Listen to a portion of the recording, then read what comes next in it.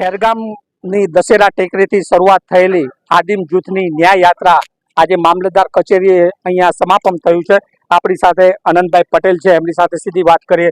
શું કહેશો આજની આ જે ન્યાય યાત્રાને લઈને? ખેરગામ તાલુકા કોંગ્રેસ સમિતિ આયોજિત આજે આદિમ જૂથના લોકોને પડતી મુશ્કેલી માટે આજે ન્યાય યાત્રા અમે કાઢી છે.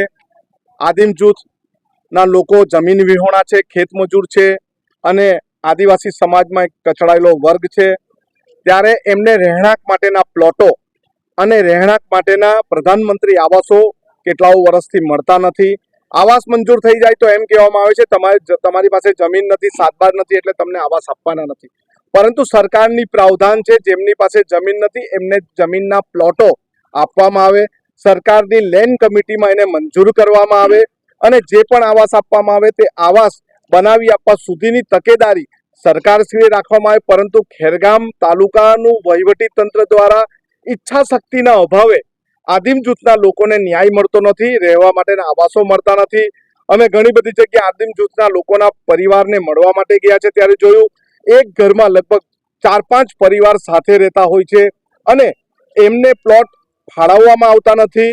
સરકારી ખરાબ જે પણ ખરાબો હોય છે એ ખરાબામાં પણ એમને વસવાટ કરવામાં આવતા નથી. એમના માટે એમને ન્યાય મળે એના માટે તાલુકા કોંગ્રેસ સમિતિએ બીડું ઝડપ્યું છે અને એમને પહેલે તો રહેઠાણ માટેના આવાસો, પછી પીવા માટેનું પાણી, વીજળી તેમજ રસ્તા જેવી સુવિધા કરી આપવા માટે ખેરગામ તાલુકા કોંગ્રેસ અને અમે બધા કટિબદ્ધ છીએ. આજે અમે આવેદનપત્ર આપીને સરકારને ચેતવી છે, જો સરકાર ટૂંક સમયમાં આ તમામ લોકોને આવાસ નહીં આપશે, જમીન વિહોણાને પ્લોટ નહીં આપશે તો અમે અમારું આંદોલન ઉગ્ર આંદોલન કરીશું. અનંતભાઈ, અમુક જે ગામોમાં ઇન્દિરા આવાસ યોજના હેઠળ જે આવાસો આપવામાં આવ્યા હતા, પરંતુ અત્યારે ક્યાંક ને ક્યાંક ખૂબ જ ખખડધજ હાલતમાં છે, છતાં પણ પીએમ આવાસ યોજના હેઠળ જે આવાસ આપવામાં આવે છે એ અત્યારે ખેરગામ તાલુકામાં એ આવાસ ની જે યોજના હતી એ પહોંચી નથી. તેને લઈને શું અહીંયાના તાલુકા વિકાસ અધિકારીની સક્રિયતા નથી કે શું, કે પછી તાલુકા વહીવટી તંત્રની જો સક્રિયતા હશે તો આવી રીતે આદિમ જૂથના લોકો પોતાનો કામ ધંધો વ્યવસાય છોડીને રસ્તા પર નહીં ઉતરતે. અમારે એમની આગેવાની નહીં કરવી પડતે. ઘણા બધા તમે પણ પૂછો, ઘણા બધા આદિમ જૂથના આગેવાનો પરિવારો એવા છે એમનો આવાસ મંજૂર થઈ ગયું હતું છતાં પણ 7 બાર નથી એમ કરીને એમને આવાસ આપ્યું નથી. અમુકના આવાસ એવા છે જેની આગલી દિવાલ સારી છે, અંદર કશું જ નથી, છતાં પણ એમને આવાસ ફાળવ્યું નથી. અમુક આવાસ એવા છે કે જેમના દાદા પરદાદાને આવાસ મળ્યા હતા એટલે તમને આવાસ મળતા નથી. એવા બધા વાંક અને એવી બધી ક્ષતિઓ મૂકીને એમને આવાસ આપવામાં આવતા નથી. એનો મતલબ એમ કે તાલુકા પંચાયત દ્વારા એમની ઈચ્છા શક્તિ નથી, સક્રિયતા નથી. એના માટે આજે અમારે આવેદનપત્ર આપવા આવવું પડે છે. લેન્ડ કમિટીની મિટિંગમાં પણ અમે અમારો પ્રશ્ન ઉઠાવીશું. એક પ્રશ્ન છેલ્લો હતો આનંદભાઈ, કે અમુક જે ગામ છે આપણા ખેરગામ તાલુકાના, કે ત્યાં આવાસના જે હપ્તાઓ આપવામાં આવ્યા છે પરંતુ તેઓએ ઘર નથી બનાવ્યા, કાં તો પછી દિવાલ પર ફક્ત પ્લાસ્ટર માર્યું છે અને અડધા ઘર બાકી છે, અને એ જે આવાસમાં આપવામાં આવેલા જે હપ્તા હતા એ હપ્તા એનો બીજી જગ્યાએ ઉપયોગ કર્યો. પરંતુ ક્યાંક ને ક્યાંક આદિમ જૂથના જે લોકો છે એમને અત્યારે જ્યારે જરૂર છે તેમને નથી મળતું, અને આ જેને જરૂર નથી તેઓને મળી રહ્યું છે.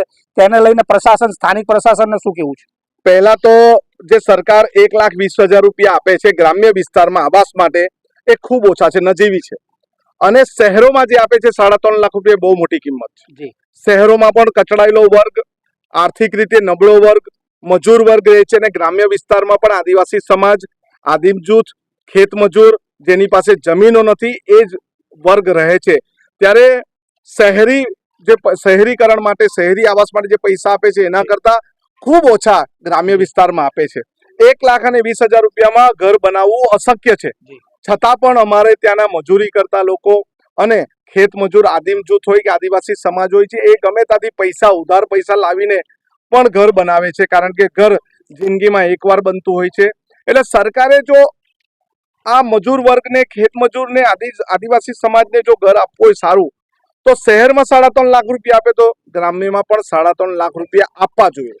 શહેરમાં સિમેન્ટની કિંમત, સિમેન્ટના પતરાની કિંમત, ત્યાં ઈંટની કિંમત, ત્યાં સળિયા લોખંડની કિંમત એટલી જ છે જેટલી ગામમાં છે. અમે વિધાનસભામાં પણ આ પ્રશ્ન ઉઠાવ્યો છે, મારી પાસે એનો વિડીયો પણ છે અને અમે માંગણી પણ કરી છે. અમારી માંગણી થકી 50,000 રૂપિયા ગ્રામ્ય વિસ્તારમાં વધારવામાં આવ્યા છે, પરંતુ 1,70,000 કોઈનું ઘર બનતું નથી. એ કિંમત વધારવી જોઈએ.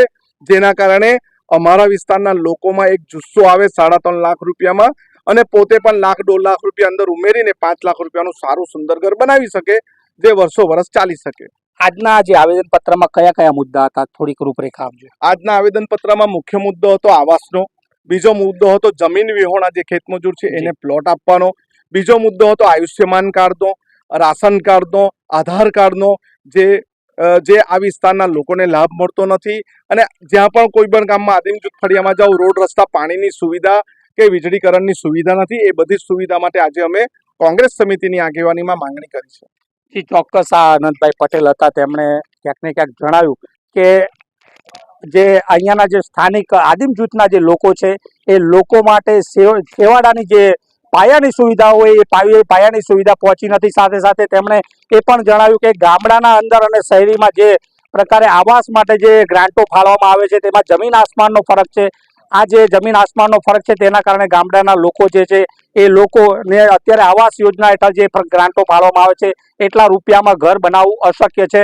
તમે આ જોઈ શકો છો, મામલતદાર કચેરીએ આવેદન આપવા માટે આનંદભાઈ પટેલના જે સમર્થકો છે આદિમ જૂથના ખૂબ જ મોટી સંખ્યામાં આજે અહીંયા લોકો ઉપસ્થિત રહ્યા હતા અને તેમણે આવેદનપત્ર આપ્યું. ક્યાંક ને ક્યાંક આ જે વિકાસની તો ઘણી બધી વાતો થતી હોય છે, ગુજરાત મોડલની પણ વાતો થતી હોય છે, પણ ખરેખર શું આ જે નવસારી જિલ્લાના ખેરગામ તાલુકાના છેવાડાના માનવી, જે આદિમ જૂથના જે માનવી છે, તેઓને લગભગ ઇન્દિરા આવાસ વખતે જે યોજના મળી હતી એ યોજના આજે ખખડધજ હાલતમાં છે, પરંતુ તેમને ક્યાંક ને ક્યાંક પીએમ આવાસ યોજના હેઠળ જે યોજનાનો લાભ મળવો જોઈએ તો હતો તે મળ્યો નથી. જે ખેરગામ તાલુકા અને ખેરગામ તાલુકાના લોકો છે તે અત્યારે ખૂબ જ મોટી સંખ્યામાં આવેદનપત્ર આપવા માટે આવ્યા. જોવું રહ્યું હવે સરકાર આ બાબતે શું નિર્ણય કરે છે. શહેરી અને ગામડાની જે પીએમ આવાસ યોજના હેઠળ જે આપવામાં આવતી રકમ છે એ રકમના અંદર કેટલા પ્રકારનો વધારો કરે છે એ આવનાર સમયમાં જ ખબર. કોંગ્રેસના અગ્રણી સચિનભાઈ છે આપણી સાથે ઉપસ્થિત, સીધી એમની સાથે વાત કરી. આજે આવેદનપત્ર આપવામાં આવ્યું છે. ક્યાંક ને ક્યાંક આદિવાસી સમાજના જે લોકો છે, છેવાડાના માનવીઓ છે, તેમની સાથે અન્યાય થઈ રહ્યો હોય આ સરકાર દ્વારા, તેઓની રજૂઆતને લઈને આજે આવેદનપત્ર આપવા આવ્યા. અત્યારે આપણે એમની સાથે સીધી વાત કરીએ. શું કહેશો, આજના આવેદનપત્ર આપવા માટે આવ્યા હતા અને કઈ બાબત મુખ્ય રહી, કયો મુદ્દો મુખ્ય રહ્યો? આદિવાસીઓમાં સૌથી જો નબળામાં નબળો વર્ગ હોય તો આદિમ જૂથ, અને આદિમ જૂથ પાસે એ શિક્ષણ પણ નથી, અને એમની પાસે એ તમામ લોકો જે ખેરગામ તાલુકામાં છે તે જમીન વિહોણા છે. જ્યારે સરકાર એમને આવાસ આપવાની વાત કરે તે ત્યારે એમની પાસે 7 બારની નકલ માંગવામાં આવે છે. તો 7 બારની નકલ તો જેમની પાસે જમીન જ નથી તો ક્યાંથી આપવાના? અને એ સરકારની પ્રાયોરિટી હોવી જોઈએ કે તમે આવાસ મંજૂર કરો તો સાથે સાથે એને 100 ચોરસ નો પ્લોટ પણ ફાળવવો જોઈએ. હવે જ્યારે એમની પાસે ઘર બનાવવા માટે જગ્યા નથી અને તમે એમની પાસે માંગો અને એના કારણે જ્યારે રિજેક્ટ થાય છે, ત્યારે ભૂતકાળમાં લગભગ 20, 25, 30 વર્ષ પહેલા જ્યારે ઇન્દિરા આવાસ જ્યારે એમના મંજૂર થયેલા ત્યાર પછી કોઈને મળ્યા નથી. ઘણા પરિવારો એવા છે કે એમને મળ્યા નથી. એક નાના 100 ચોરસ ફૂટના પ્લોટની અંદર એ 4 થી 5 પરિવારો રહે છે, તો સૌથી દયનીય પરિસ્થિતિમાં છે. તો એમને સરકારે કે તાલુકા પંચાયતે, ખેરગામની તાલુકા પંચાયતે પણ એમને રસ દાખવી એમને પ્લોટ મળે અને એમને આવાસ મળે એની સુવિધાઓ ઊભી કરવી જોઈએ. તમને શું લાગે કે અત્યારની જે સરકાર છે, ભાજપ સરકાર અને એ સમયની કોંગ્રેસ સરકાર હતી, જ્યારે ઇન્દિરા આવાસ યોજના હેઠળ કોઈ પણ પ્રકારના 7/12 ના જે દાખલા વગર 73 ની જગ્યાઓ એટલે આવાસ ફાળી દેવામાં આવતા હતા, ત્યારની સરકાર ને અત્યારની સરકારમાં શું તફાવત લાગે છે? કેમ કે સરકાર તો વાત કરે છે ઘરનું ઘર, ઘરના અંદર તમામ સુવિધાઓ તો ઉપલબ્ધ કરવામાં, પરંતુ આજે આદિવાસી વિસ્તારના અંદર આ 7/12 નો જે મુદ્દો છે, મુદ્દાને લઈને ક્યાંક ને ક્યાંક અત્યારે લોકોને એ યોજનાનો લાભ નથી મળી રહ્યો. એ માટે તે સરકારને આ સરકારમાં શું તફાવત લાગે છે? કોંગ્રેસની સરકાર વખતે ભૂતકાળમાં સૌને 100 ચોરસ ફૂટના પ્લોટ પણ મળેલા અને આવાસ પણ મળેલો. આજે તમને મળે છે પણ તે કાગળ પર મળે છે. અહીંયા તમને માનો એમની પાસે તાલુકા પંચાયત પાસે માંગશો તો ભાઈ બધાને મળી ગયેલા બતાવશે, પણ ત્યાં જમીન પર હકીકતમાં એક આવાસની અંદર 4-5 પરિવારો જો રહેતા હોય, કેટલાક પરિવારોને તો એટલી પરિસ્થિતિ ખેરગામ ખરાબ છે. ખેરગામની અંદર લોટી ફરિયાની અંદર જે અમુક ઘરો એવા આવેલા છે કે એમને માનો કે લગભગ 700-800 મીટર સુધી અંદર ચાલતા જવાનું, એમનાથી નથી રસ્તો, નથી પાણી, નથી લાઇટની સુવિધા, નથી આવાસની સુવિધા એમની પાસે. એ સૌથી દયનીય પરિસ્થિતિમાં રહે છે. ત્યારે ભૂતકાળમાં જ્યારે કોંગ્રેસ સરકારે એમને પ્લોટ પણ ફાળવેલા અને ઘર પણ બનાવી આપેલા. આપણો તાલુકો વાઇબ્રન્ટ તાલુકાની જ્યારે વાત કરવામાં આવે છે ત્યારે પરંતુ અહીંયા જે તાલુકા વિકાસ અધિકારીની કામગીરીને લઈને શું કહેશો? કારણ કે આપણા તાલુકાના અંદર તાલુકા વિકાસ અધિકારીની સક્રિય ભૂમિકા હોય, જેના કારણે આપણા તાલુકા અને છેવાડાના માનવી સુધી ગામે ગામનો વિકાસ જ્યારે હોય એ વિકાસ સંપૂર્ણ વિકાસ એમના હાથમાં હોય કરવાનો. પરંતુ અહીંયાના જે તાલુકા વિકાસ અધિકારી છે તેને લઈને શું કહેશો? કારણ કે જ્યાં પહોંચવાનો લાભ હોય છે ત્યાં પહોંચતો નથી ને જ્યાં નથી પહોંચવાનો લાભ પ્રથમ પહોંચે છે, તેને લઈને શું કહેશો? તાલુકા વિકાસ અધિકારીની સૌથી મોટી ભૂમિકા તાલુકાના વિકાસ માટેની હોય, લોકોની સુખાકારી માટે હોય.